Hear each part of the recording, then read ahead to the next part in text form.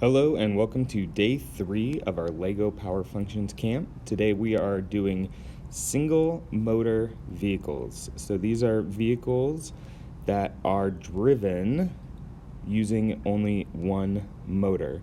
So they will not be able to steer because there is only one motor and there's no humans on board to turn a steering wheel. So typically when we have a robot or robotic vehicle that can turn, there is a secondary motor that is used for the steering mechanism. So these are going to go forwards and backwards. Just keep that in mind, so don't get too frustrated that, it's not a total RC car that you can drive around. So we're doing single motor vehicles today, and then we're going to do double motor vehicles tomorrow, just to learn about, front or rear wheel drive and transferring power from the motor into an axle to create forward or backwards movement. So transferring that motor to the wheels. So we're going to be using bevel gear systems, which are gears that mesh at a 90-degree angle. Sometimes bevel gears mesh at different angles. In this case, for the LEGO gears, they're 90-degree angles. If you want to learn more about bevel gears and just go into super detail about them, there's like this 10-minute YouTube video on bevel gears and their functionality. And then if you want to learn how regular cars work, this is a great resource right here. So if you're ever curious about, okay, we built these LEGO cars, but how does a real gasoline-powered car work? How does the power get distributed from the engines, from the pistons firing in the engine all the way to the wheels? This is a great resource to do that too. So if you want to learn more about cars or bevel gears, two great resources. So we're going to build, and then I want you to test these power function cars. So the building's pretty straightforward, and then as far as testing, maybe you can come up with a test to see how fast does it go. Do these cars drive in a straight line? If you're able to create a slope, it's really interesting to see which of the two versions can actually make it up varying slopes. So, take a piece of cardboard or a piece of wood and then increase the angle and then drive the car and see if it can make it all the way to the top. Other modifications that you can do, you can add weight to it. Maybe you can redesign it. There's some challenges coming up at the end where there's some modifications that I ask you to do.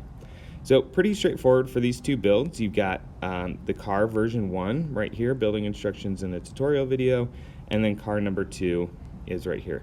Both of them use the same bevel gear system to transfer power from the motor to the axle. So they have the same gear ratio. So it's interesting to kind of compare the different ways that they are designed. So one of the extensions that I'd like you to try is to try building your own single motor car. So I have another picture here of one that I did.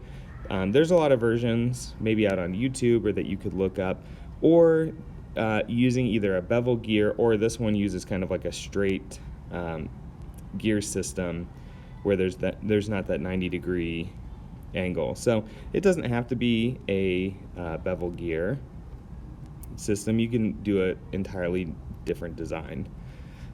Change the size of the chassis. The chassis is kind of like the whole frame of the car. So what if it's wider or narrower? Can you make the motor parallel to the axle? So that's this one rather than at a 90-degree angle. What about changing the gears that you're using? Is there a way to increase the gear ratio to make it go faster, or maybe even incorporate the worm gear in a system to make it go slower? Now, if you want a very hard challenge today, you could try to add in steering capability. There's some YouTube videos that I've added down here. The one from LEGO is really interesting, but the guy does not explain how it's done. But it's a really interesting way that he just pushes the car and it turns.